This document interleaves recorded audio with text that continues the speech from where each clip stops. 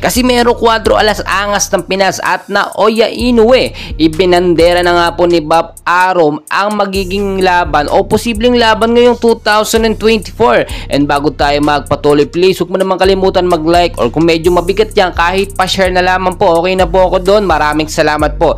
So mainit pa rin po na pinag-uusapan. Eto nga po magiging big match up between Casimero Angas ng Pinas at Naoya Inoue.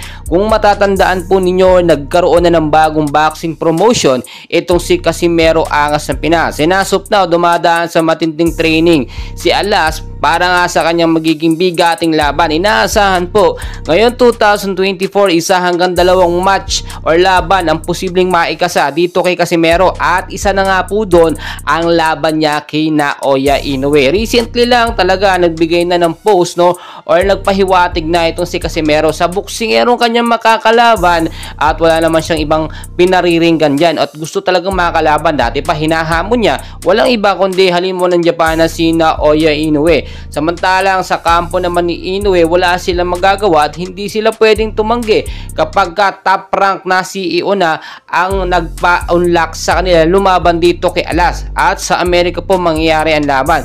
So tulad ng aking sinasabi, never po mangyayari sa Japan ang laban kapag mataas po na top rank CEO ang nag-approve ng laban nila, It means hindi pwede sa Japan dahil baka magkaroon na naman ng lutong laban. So hindi lamang po mga Amerikano or mga Japanese, lahat po yan ay nag-aabang sa laban na ito dahil ito ay maituturing sa isa sa pinaka sikat na magiging laban nga po ngayon 2024.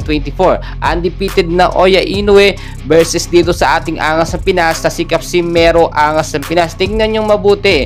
Ngayon nga po kahit wala pang laban itong si Angas ng Pinas, or may nagsasabi nagkakaroon nga daw po ng tune-up fight pero hindi pa naman yung sigurado. Kahit nga po ang MP pinipigilan yung mga laban ni Alas, gusto ilaban ito si Tapales dito kay Casimero, para nga mapatunayan kung sino daw ang magaling. Well, hindi na dapat dyan pag-usapan pa dahil ilang beses na nga po napatunayan ni Angas ng Pinas na mas magaling siya kung ikukumpara dito kay Marlon Tapales. Sayang nga lang po hindi si Casimero ang nakalaban ni Inoue noong nakaraang Disyembre. Kung si Alas po yun, sigurado panalo tayo at hindi po magkakaroon ng bentang laban.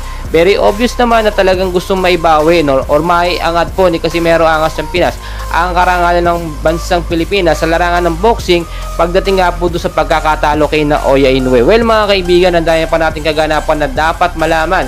So dyan lang po kayo, and huwag galigin mag-like, subscribe, and always pa-hit ng notification bell